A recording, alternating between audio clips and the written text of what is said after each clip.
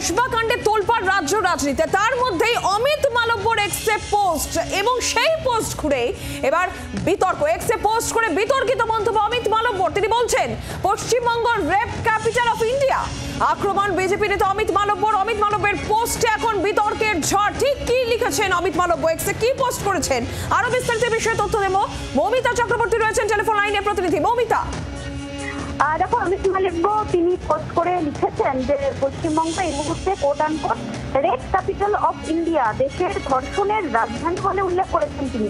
শুধু তাই নয়, তিনি একটি ডেটা দিয়েছেন যেখানে তিনি লিখেছেন এক্সের পোস্টে যে গত 48 ঘন্টায় রাজ্যে সন্দেশখালীতে 14 বছরের মেয়ে, 14 বছরের শিশুকন্যা তিনি ধর্ষিত হয়েছেন।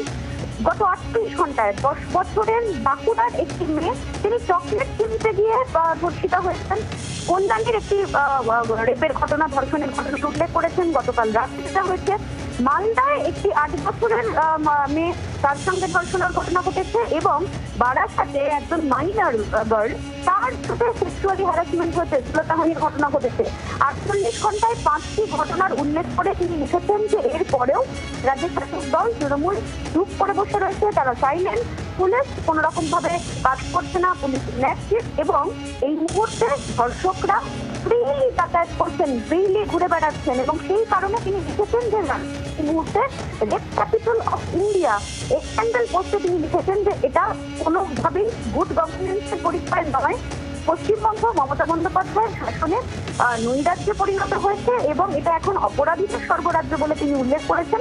এবং বিজেপির তরফ থেকে এই ক্ষেত্রে সুবিচার আনা হবে এবং বাংলার প্রত্যেকটা মেয়েকে তারা প্রোটেকশন দেবেন বলে তিনি দাবি করেছেন স্ক্যান্ডাল পোস্টে। মৌমিতা, তোমাকে ধন্যবাদ। এবং অমিত মালব্যর করা যে পোস্ট, এক্সে যে পোস্ট অমিত মালব্য করেছেন, সেখানে দেখতে পাচ্ছেন আপনারা সেই পোস্ট যেখানে তিনি এক্সে পোস্ট করে তিনি বিতর্কিত তার যে মন্তব্য, যেটা নিয়ে এই মুহূর্তে কসবা কাণ্ড নিয়ে যেখানে রাজ্য রাজনীতি তোলপাড়, সেখানে তিনি বলছেন যে Paschimbanga rape capital of India এবং গত 48 ঘন্টায় কোথায় কোথায় যৌন নির্যাতনের কি অভিযোগ সামনে এসেছে, কি ঘটনা ঘটেছে, তার একটা লিস্ট তিনি দিচ্ছেন। এবং তিনি এটাও বলছেন যে নৈরাজ্য চলছে, এই রাজ্যে নৈরাজ্যের শাসন চলছে এবং রীতিমতন রাজ্য প্রশাসনের দিকেও অভিযোগের তীর, তৃণমূল কংগ্রেসের দিকে অভিযোগের তীর, পুলিশের দিকে অভিযোগের তীর। অমিত মালব্যর এক্সের পোস্ট আপনাদের সামনে আমরা তুলে ধরছি এবং সেখানে তিনি বলছেন যে বিজেপি আসলে তবে রাজ্যের সুশাসন আসবে। অমিত মালব্যর এই পোস্টেই এখন বিতর্কের ঝড়। অমিত মালব্যর পোস্টে বিতর্ক, এক্সে পোস্ট করে বিতর্কিত মন্তব্য, যেখানে তিনি বলছেন যে Paschimbanga rape capital of India. আক্রমণ বিজেপি নেতা অমিত মালব্যর। ইতিমধ্যেই কসবা কাণ্ডে তৎপর বিজেপি, পথে নেমে প্রতিবাদ কর্মসূচি তারা নিয়েছেন। তার মধ্যে অমিত মালব্যর এই পোস্ট। দেবাংশু ভট্টাচার্য তৃণমূল কংগ্রেস নেতা এই মুহূর্তে আমাদের সঙ্গে টেলিফোন লাইনে রয়েছেন। দেবাংশু, অমিত মালব্য এক্সে পোস্ট করে তিনি বলছেন Paschimbanga rape capital of India, নৈরাজ্যের শাসন চলছে। 48 ঘন্টায় কোথায় কি যৌন নির্যাতনের বা ধর্ষণের অভিযোগ, তার একটা লিস্ট তিনি দিয়েছেন। তিনি পশ্চিমবঙ্গ সরকার তৃণমূল কংগ্রেসকে নিশানা করেছেন এবং এটাও বলছেন যে বিজেপি আসলে রাজ্যে সুশাসন আসবে। আপনি কি বলবেন?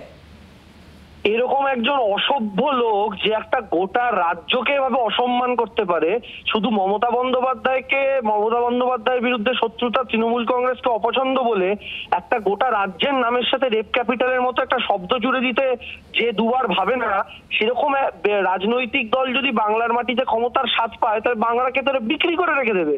যারা প্রকাশ্যে ক্ষমতায় না এসেই এখন বাংলাকে রেপ ক্যাপিটাল বলছে। আরে আপনার কেন্দ্রীয় সরকারের, অমিত মালব্য কেন্দ্রীয় সরকারের এনসিআরবি রিপোর্ট বলছে রেপ ক্যাপিটাল যদি হয় তাহলে রেপ ক্যাপিটাল হচ্ছে প্রত্যেকটা বিজেপি শাসিত স্টেট।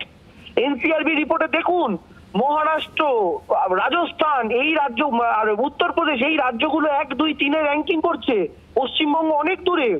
এবং ভারতবর্ষের মধ্যে সবচেয়ে নিরাপত্তম শহর মহিলাদের জন্য সেটা হচ্ছে কলকাতা শহর। এটাও কেন্দ্রীয় সরকারের তথ্য বলছে। উনি তো নিজের অমিত শাহের তথ্য মানতে চাইছেন না। ও তাহলে তো অমিত শাহকে পদত্যাগ করতে বলা উচিত, এটা তো তৃণমূলের তথ্য নয়, প্রথম কথা। আর দ্বিতীয় কথা হচ্ছে, এই ব্যক্তিরা যে এত বড় বড় কথা বলছেন, উনি যে আইটি সেল চালান, ওনার আইটি সেলেই তো ধর্ষকরা আছেন। ওনার আইটি সেলের পদাধিকারী, ধর্ষণে অভিযুক্ত ব্যক্তিদের পদাধিকারী করে রেখে দিয়েছিলেন। ডিএইচইউতে সেখানে ধর্ষণে অভিযুক্তদেরকে বিজেপি নেতা তাদেরকে গলায় মালায় পরিয়ে বরণ করা হয়েছে, সেই দলের নেতা ধর্ষণ নিয়ে বাংলার গায়ে কালি লাগাচ্ছে। মানে এর চাইতে হাস্যকর, এর চাইতে লজ্জার একই সঙ্গে এই দুটোর মধ্যে কোনোটাই হতে পারে না। আর এই অমিত মালব্য বাবুরা যত বাংলার গায়ে কালি লেপার চেষ্টা করবেন, প্রত্যেকবার নির্বাচনে বাংলার মানুষ তাদের মুখে চুনকালি লাগিয়ে বাংলা থেকে তাড়াবে, ঝেঁটিয়ে তাড়াবে। বাংলার আওয়াজ, বাঙালির আবেগ, জি 24 ঘন্টা।